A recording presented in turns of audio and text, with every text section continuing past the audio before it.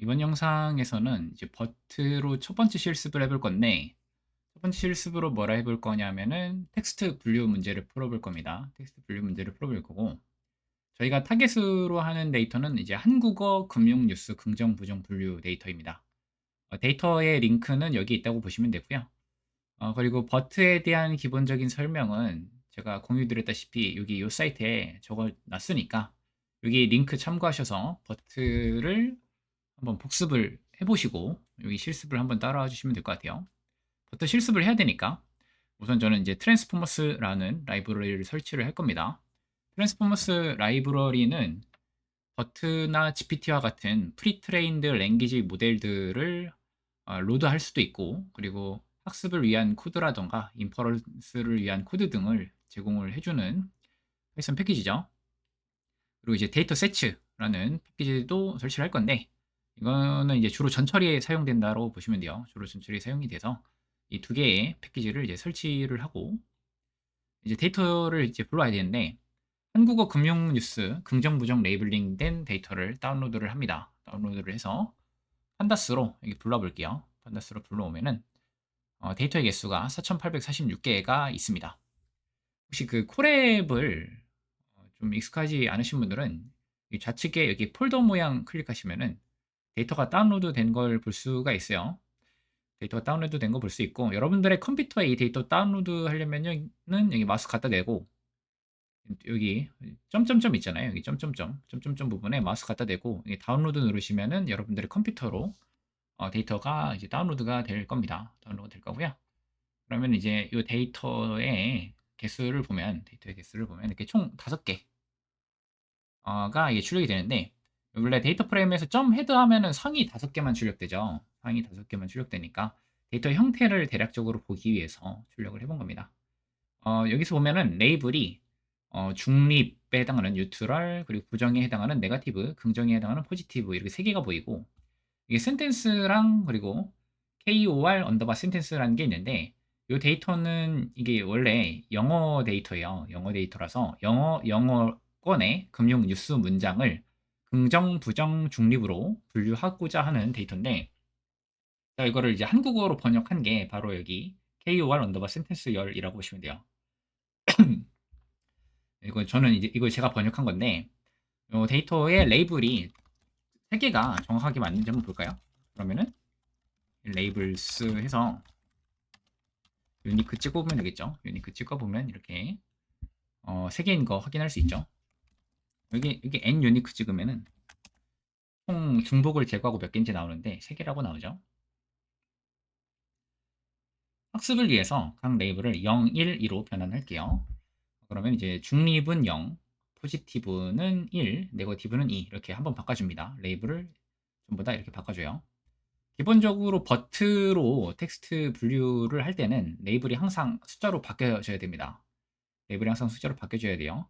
이게 레이블을 그 텍스트 그 자체로 예측을 하는 경우도 있는데, 어, 그 패러다임은 사실 T5라는 모델 이후부터 등장했고, 라지 랭귀지 모델쯤 되면은 이 레이블을 그냥 이 텍스트 그 자체로 모델이 예측하기도 하는데, 일단 버트는 생성 모델이 아니기 때문에 이 레이블들을 전부 숫자로 바꿔줘야 돼요. 전부 레이블들을 숫자로 바꿔줘야 됩니다.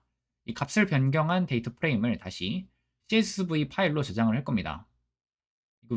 이거에 CSV 파일로 저장하려면 제가 앞에서 설치한 이 데이터 세츠라는 요 패키지 있잖아요. 데이터 세츠라는 요 패키지를 이용해서 전처리를 할 거라 그래요. 전처리할 때 CSV 파일을 이용해서 전처리할 거라 한번 파일로 다시 재저장을 했습니다.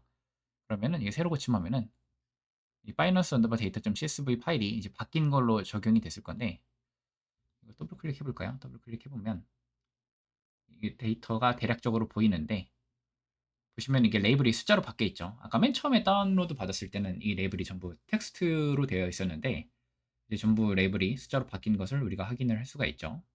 자, 그러면은 이 데이터 세트로부터 전처리를 좀 진행할 건데, 여기 로드 데이터셋이라는 게 있어요. 이 로드 데이터셋이라는 걸로 여기 내가 불러올 파일은 CSV 파일이고, 나는 학습 데이터로 이 바이넌스 언더바 데이터.csv 파일을 적용할 거야 라는 코드예요. 궁극적으로 제가 이걸 가지고 뭘 할 건지는 이제 보시면 되는데, 이걸 일단은 이렇게 실행을 해 볼게요. 실행을 하고 나서 그럼 여기 이게 올 데이터라는 거에 저장이 됐잖아요. 올 데이터를 출력을 해 보면은 올 데이터에 어떻게 데이터가 저장이 되어 있는지 이렇게 형태가 나와요. 보시면은 이게 타입이 데이터셋 딕트라는 타입인데 타입을 한번 찍어 볼까요? 타입을 찍어 보면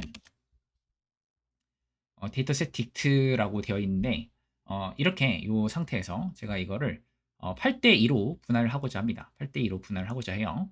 트레인 테스트 스플릿에서 0.2 이렇게 주시면은 얘가 학습 데이터랑 테스트 데이터를 8대 2 비율로 나눠줍니다. 나눠주는데 따로 보는 게 좋을 것 같아서 이 코드는 다시 내려보고 실행을 한 다음에 이 CS라는 거를 추가로 좀 실행을 해볼까요? CS라는 걸 추가로 실행을 해보면 보시면은 이제 데이터셋 딕트라는 타입은 그대로인데 이게 원래는 트레인 타입으로만 하나가 있었는데 이제는 트레인 타입이랑 테스트 타입 둘 다 이렇게 나눠져 있는 걸 볼 수가 있죠.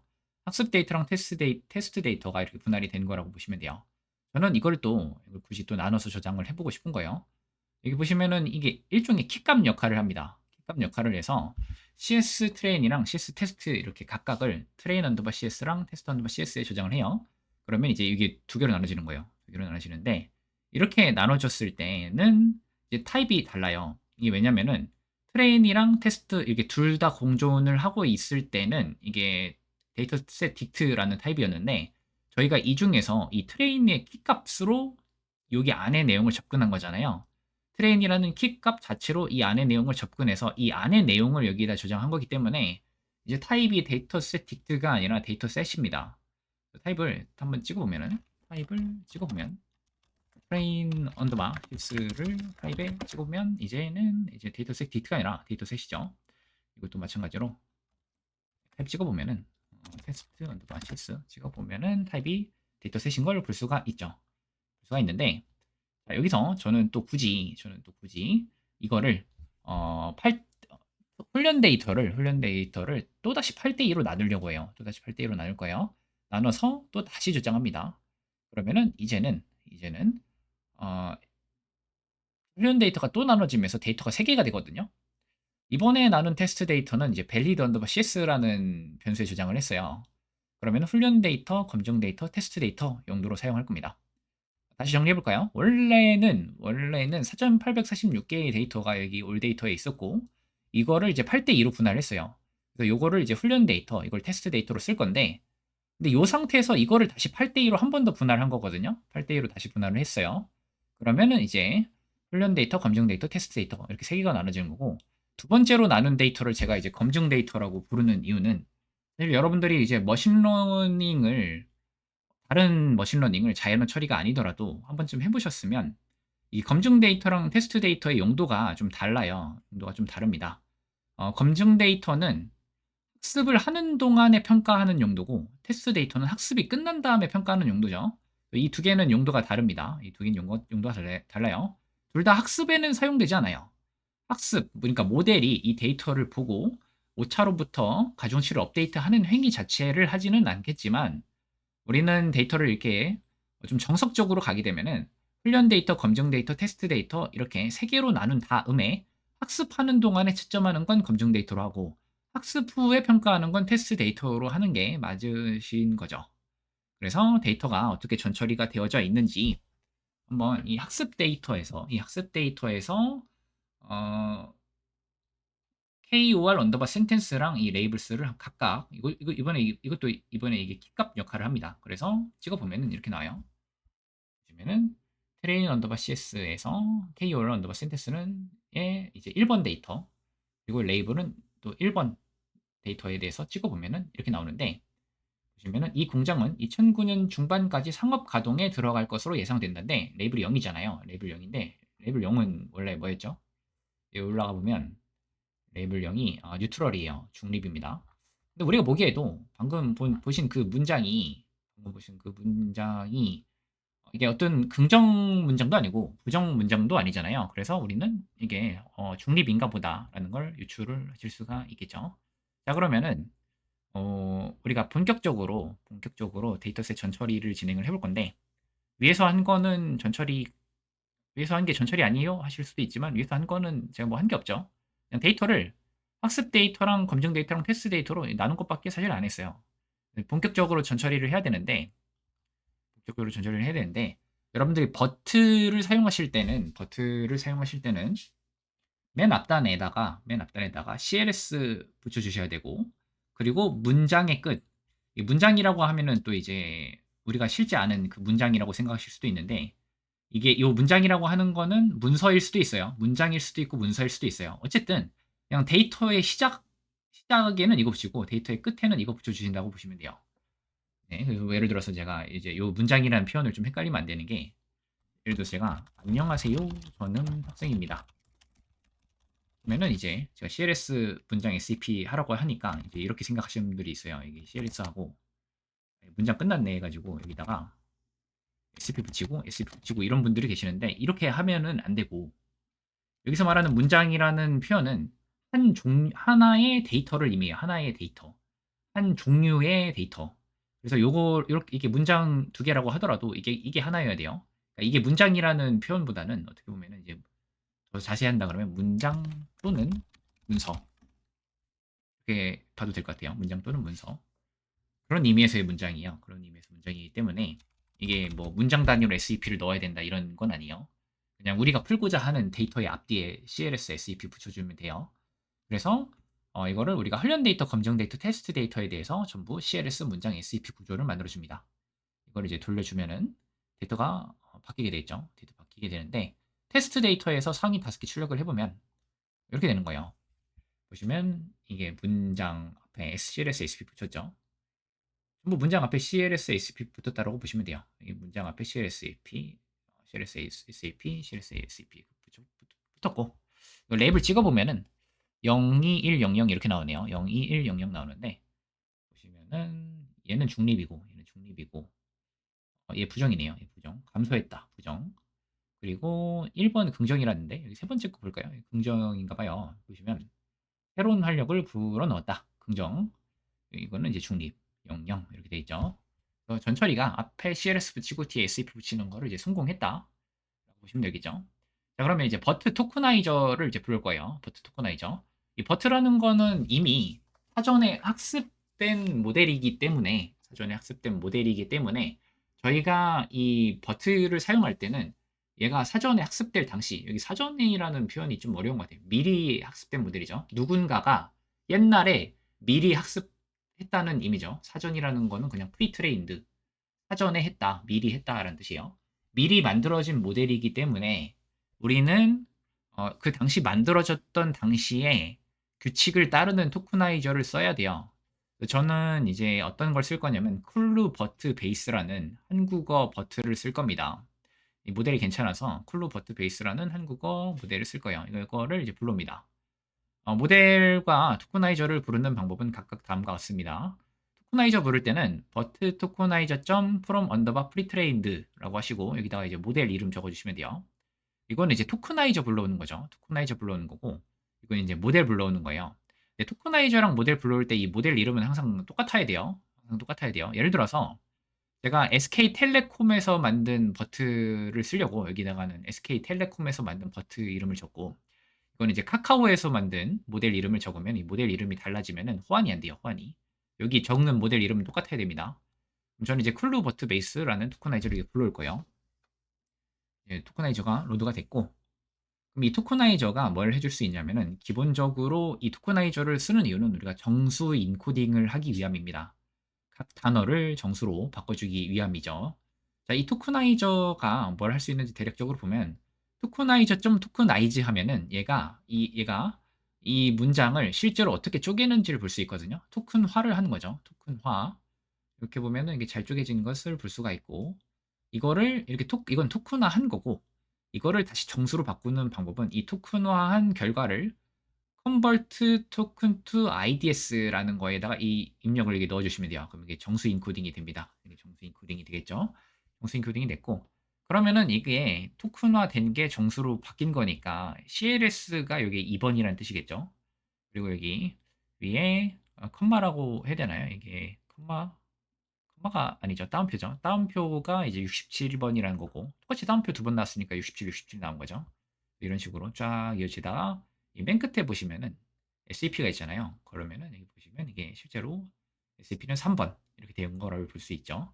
그래서 우리는 이거를 통해서 CLS가 2번이고 ICP가 3번인가 보다라는 걸 우리가 추측해 볼 수 있죠. 실제로 해볼까요? 실제로 해보면 이 토커나이저에다가 디코드 해보면 디코드 해보시면요. 디코드 해보시면 이게 해보시면은 여기다가 3번 넣어볼게요. 3번 넣으면 SP라고 나와요. 디코드가 뭐냐면 토커나이저에서 제공하는 디코드는 정수로 바뀐 거를 다시 텍스트로 변환해주는 역할을 합니다. 그래서 3번을 디코드하면 SCP가 나고 2번을 디코드하면 CLS가 나오죠. 그래서 CLS가 2번 된 거고 SCP가 3번 된 거예요. 이거는 CLS가 2번이고 SCP가 3번인 거는 언제 정해진 거죠? 미리 학습할 때. 이거 옛날에 학습할 때 정해진 거예요. 옛날에 학습할 때 이 클루 버트 베이스만의 규칙이기 때문에 그래서 우리는 클루 버트 베이스의 규칙을 따르는 토크나이저를 쓰고 있는 거죠. 왜냐면 우리 나중에 모델을 클루 버트 베이스 쓸 거거든요. 이게 똑같아야 호환이 됩니다. 그래서 이렇게 됐고 자 그러면 제가 이걸 함수로 만들었는데 데이터 투 텐서라는 함수를 만들었는데 이거는 이제 어떤 역할을 하냐면 이 안녕하세요라는 문장을 일단 토크나를 해요. 토크나를 어떻게 하죠? 앞에서 말씀드렸다시피 토크나이저 하면은 이게 토크나가 됩니다. 토크나가 돼요. 토크나이저로 일단 토크나를 한 다음에 이거를 정수 인코딩을 해야겠죠. 정수 인코딩을 해야 되니까 이걸 이제 정수로 바꾸는 거를 convert token to IDS를 통해서 이렇게 정수 시퀀스로 바꿔줍니다. 정수 시퀀스로 바꿔줘요. 그래서 저희가 앞에서 했던 이 행위를 전체 데이터에 대해서 다 할 겁니다. 저희가 전체 데이터를 넣으면은 토큰화하고 정수로 바꿔줄 거고 그 다음에 뭘 해줄 거죠? 여기 위에서는 안 했는데 저희가 패딩도 해줘야 됩니다. 패딩을 해주는 이유는 딥러닝 모델이라는 거는 기본적으로 이제 병렬 연산을 하고 있죠. 병렬 연산을 하기 때문에 데이터를 동시에 처리하기 위해서는 적어도 그 병렬 처리하는 데이터 안에서는 행렬 형태여야 돼요. 그래서 데이터 길이가 똑같아야 됩니다. 그래서 데이터 길이를 맞춰주기 위해서 하는 게 이게 패딩이죠. 패드 언더바 시퀀시스에다가 우리가 정수 인코딩한 데이터를 이렇게 넣어주시면은 그러니까 패딩을 하는데 길이 몇으로 하죠? 여기 길이 제가 128로 했네요. 그러면은 최대 길이 128로 얘가 패딩을 할 겁니다. 128보다 긴 데이터는 어떻게 되죠? 잘릴 겁니다. 트런케이팅 포스트 있죠? 뒤에 잘릴 겁니다. 그리고 128보다 작으면은 0을 채우겠죠. 그럼 패딩을 하겠죠. 이렇게 해서 정수 인코딩하고 패딩 할 거고 어텐션 마스크가 있죠. 어텐션 마스크는 우리가 버트로 입력을 넣을 때 버트가 실제 패딩 구간과 패딩이 아닌 구간을 구분하기 위해서 우리가 정보를 주는 역할이에요. 그럼 이게 전처리 후를 봐서 이게 무슨 소리인지 한번 볼게요. 일단 훈련 데이터, 검증 데이터, 테스트 데이터에 대해서 전부 전처리를 진행합니다. 전처리를 하면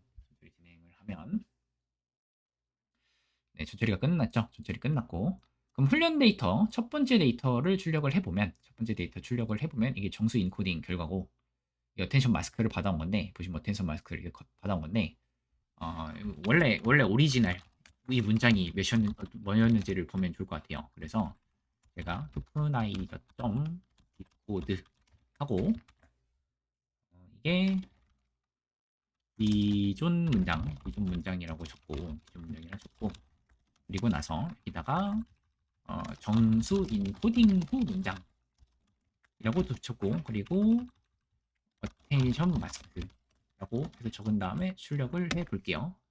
출력을 해보면 이렇게 됩니다. 원래는 이제 CLS와 여기 SAP로 되어 있고 CLS ICP로 되어 있고 그 뒤에는 이렇게 패드 이렇게 되어 있죠. 이 패드는 이제 숫자 0으로 패딩이 된 상태라고 보시면 돼요. 그래서 이거를 정수 인코딩을 하고 나면은 이제 이게 맨 앞에 CLS고 맨 뒤에 3 SAP고 이렇게 0으로 다 채워진 거고 그리고 어텐션 마스크가 이제 뭔지 보면은 어텐션 마스크는 우리가 버트에 입력으로 넣을 때 패딩 토큰인 구간과 패딩 토큰이 아닌 구간을 구분해주기 위한 용도입니다. 그래서 여기 보시면은 여기는 패딩 토큰이라서 실제 의미를 갖고 있진 않고 우리가 그냥 데이터를 128의 길이로 맞추기 위해서 넣어준 거잖아요. 여기부터 여기까지의 위치만큼 딱 숫자 1이 쳐집니다. 길이가 똑같아요. 여기까지가 딱 요 길이만큼 딱 1로 채워지고 나머지 0의 개수만큼 이게 0이 채워진다고 보시면 돼요. 이게 뭐다? 이게 어테이션 마스크예요. 이거를 같이 버트 입력으로 넣어줄 겁니다. 이거 아까 했던 건데 제가 코드를 만들어 놨네요. 2번은 디코드하면 CLS, 3번 디코드하면 SAP요.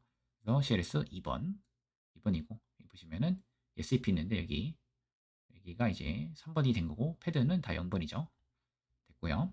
그럼 이제 우리가 배치 크기 32. 딥러닝 모델은 기본적으로 데이터를 이제 병렬 처리한다라고 했죠. 데이터를 병렬 처리한다라고 했으니까 저는 이제 데이터를 32개씩 데이터를 32개씩 배치로 묶을 건데 그거는 우리가 텐서 데이터 셋과 데이터 로더라는 걸 이용해서 할 겁니다. 우리가 그냥 뭐 제가 드린 코드 그대로 쓰시면 되는데 훈련 데이터를 일단은 텐서 데이터 셋이라는 타입으로 만들어요. 텐서 데이터 셋이라는 타입으로 만들어요. 한번 타입 다 찍어볼까요? 타입을 한번 다 찍어보죠. 가지고 타입 트레인 데이터 하고 그 다음에 랜덤 샘플러는 그냥 데이터 섞는 거예요. 데이터 섞는 거고 실제로는 사실 요거는 없어도 되고 요건 없어도 되고 원래는 이거 두 개만 있어도 되긴 해요. 데이터 셋과 데이터 로더. 이거는 일단 살려둘게요. 그러면은 이때는 이제 데이터 셋 타입 데이터 셋의 타입 그리고 출력을 하고 그 다음에 여기는 데이터 로더의 타입 데이터 로더의 타입을 찍어서 한번 돌려볼게요. 실제로 실행을 해보면은 이거는 제가 이거를 안 했네요. 데이터 로더라고 해야 되는데 이거 보시면은 타입이 데이터 셋이고 타입이 데이터 로더인 거 할 수 있죠. 우리가 데이터 셋으로 했다가 다시 데이터 로더로 바꿔줘야 됩니다. 이렇게 하면은 제가 배치 사이즈 32로 했으니까 모든 데이터가 32개씩 묶이게 됩니다. 모든 데이터가 32개씩 묶이게 돼요. 그러면은 트레인 데이터 로더의 길이를 한번 볼까요? 길이 보면은 97이거든요. 이게 97이에요. 97인데 이게 왜 97이냐? 원래 저의 학습 데이터 개수가 몇이었을까요? 학습 데이터의 개수를 한번 보면은 얘가 학습 데이터의 개수 자체가 원래는 이게 3100개였거든. 3100개인데 3100을 32개로 나누면 어떻게 될까요? 3100을 32개로 나누면은 96.87호죠. 96.87호예요. 그러면은 3100을 32로 나누면은 이게 최소 97묶음이 나와야 된다는 거거든요. 32개씩 하면은 96개고 마지막 묶음은 32개까지는 못 간 거죠. 마지막 두 개는 이제 32개까지는 못 간 거라고 보시면 되죠. 마지막 묶음 몇 개 남았을까요? 이 28개요. 28개. 그러면은 이렇게 보시면 되겠죠. 3100개가 되려면 32 곱하기 96 더하기 28 하면은 정확하게 3100개죠. 3100개죠.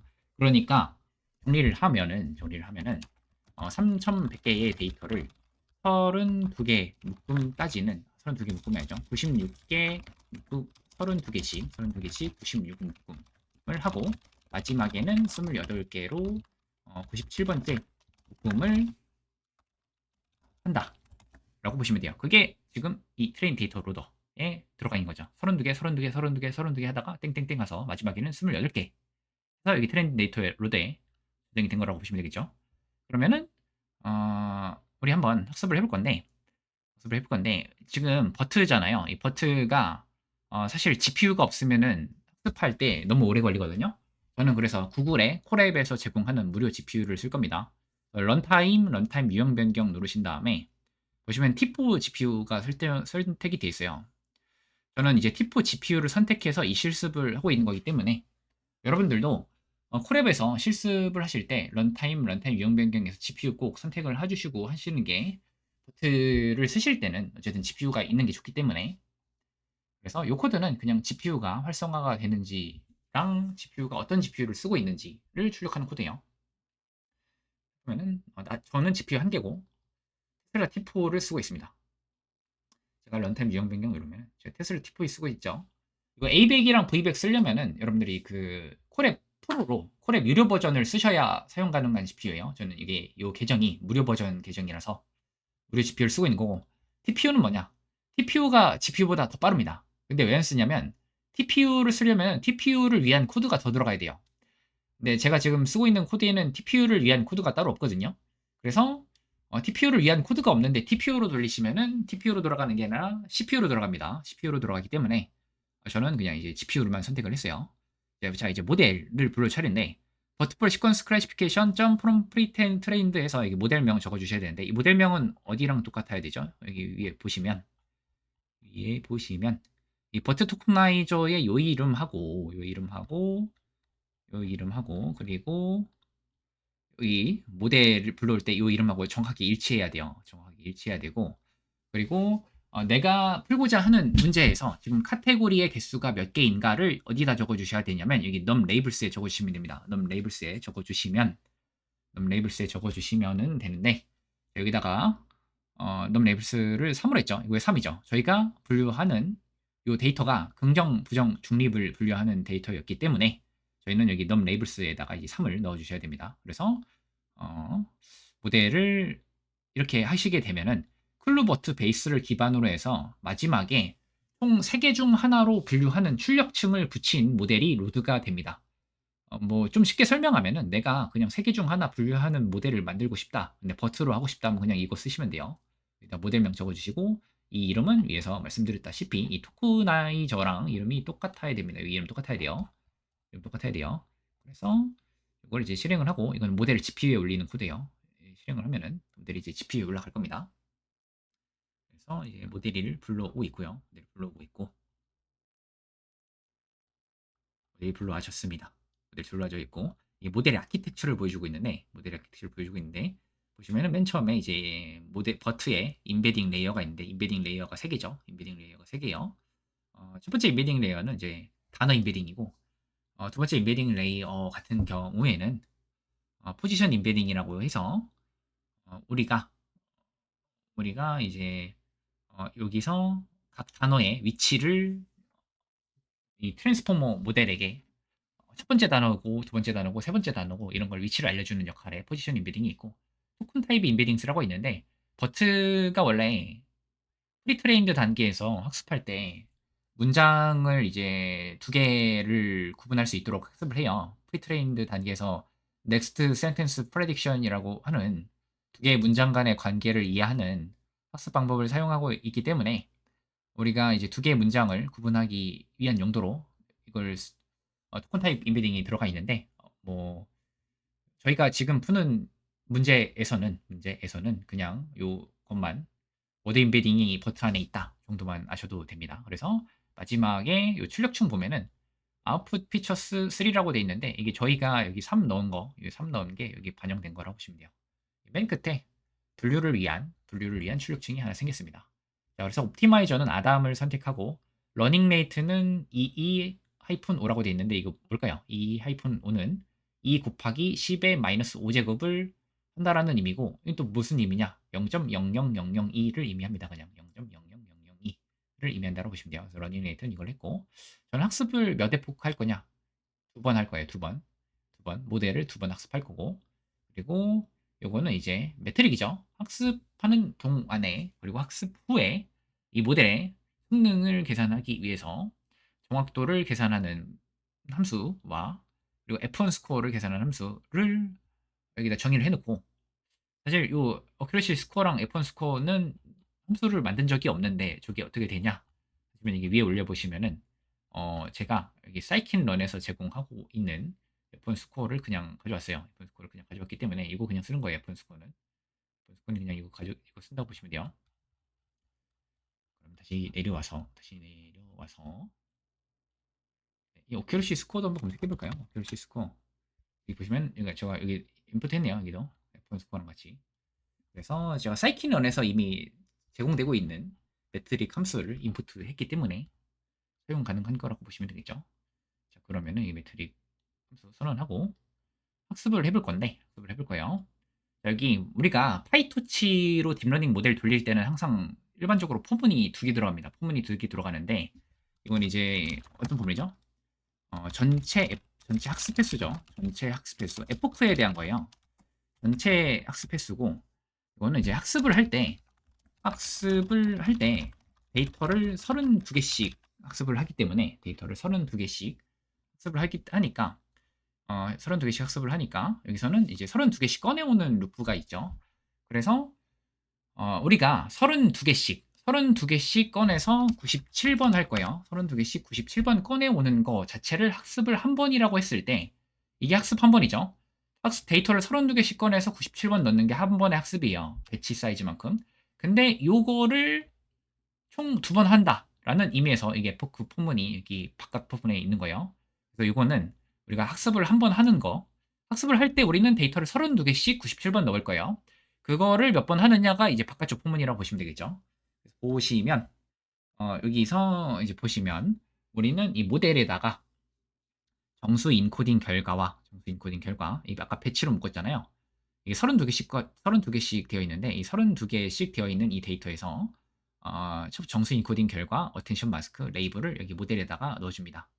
넣어주는데 이때 여기 정수 인코딩 넣고, 그리고 어텐션 마스크는 어텐션 마스크의 값이다라고 이게 매핑해주고, 레이블은 이게 레이블이다 매핑을 해주고, 토큰 타입 IDS는 여기 저희가 지금 푸는 모델에서는 안 쓸 거예요. 안 쓸 거라서 이거는 그냥 저희가 따로 준비한 것도 없고 그냥 넣어줍니다. 넣어주시고, 정수 인코딩 결과, 어텐션 마스크, 레이블 이렇게 넣어주신 다음에 제가 적어놨는데, 버트펄 시퀀스 클래시피케이션에서 오차를 받아오는 방법은 얘가 반원하는 아웃풋 중에서 인덱스 0으로 뽑은 다음에 점 아이템 하시면 돼요. 점 아이템 하시면 돼요. 그러면은 아웃풋 얘가 모델이 이제 반환을 하는데 32개의 데이터가 이게 들어갔을 때 나오는 이 출력 결과물에서 0번 인덱스가 오차인데 점 아이템 하면은 여기가 이제 우리가 얻고자 하는 방금 넣은 32개의 데이터에 대해서 레이블과 엣지값의 오차를 얻어낸 거라고 보시면 돼요.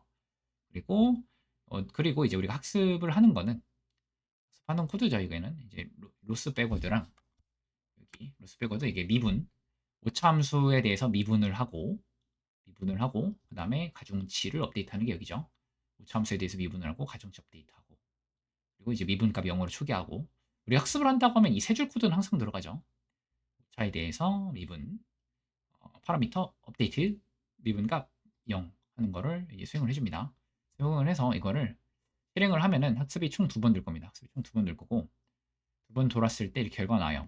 사실 이게 학습하는 동안에 검증 데이터에 대한 평가를 하는 게 맞긴 한데 지금 제 코드는 그냥 여기 따로 그런 코드를 안 넣지는 않았어요. 그래서 학습만 했고 그냥 학습 후에 검증 데이터에 대한 평가만 따로 했어요. 검증 데이터에 대한 평가만 따로 했고, 평가 결과를 보면은 정확도가 85% 정도 되네요. 정확도가 85% 정도 되니까 뭐 나쁘지 않은 성능 같아 보이는데, 이거는 어쨌든 단일 모델로 본 성능이니까 이게 좋은 건지 나쁜 건지 여러분들은 감이 안 오시겠지만, 이 한국어 금융뉴스 긍정 부정 분류라는 요 데이터를 LSTM으로 돌리면은, RNN 계열의 LSTM으로 돌리면은 대략 75%에서 77% 정도 나옵니다.